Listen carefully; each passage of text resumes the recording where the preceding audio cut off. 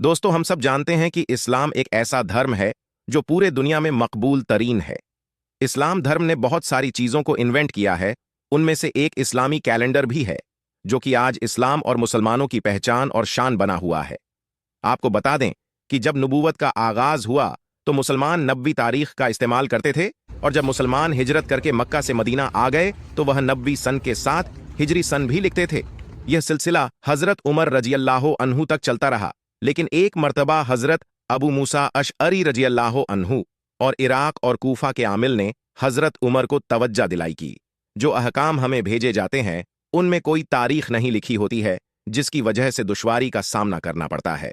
फिर उस वक्त हजरत उमर ने तमाम सलाहकारों को जमा किया और मशवरा तलब किया, तो सभी लोगों ने इस्लामी कैलेंडर की जरूरत पर इत्तेफाक किया।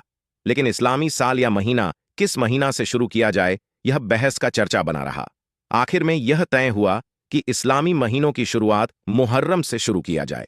इस तरह मुहर्रम को इस्लामी महीनों और तकवीम में तमाम महीनों से प्राथमिकता, प्रायोरिटीज और आगाज का मकाम हासिल है।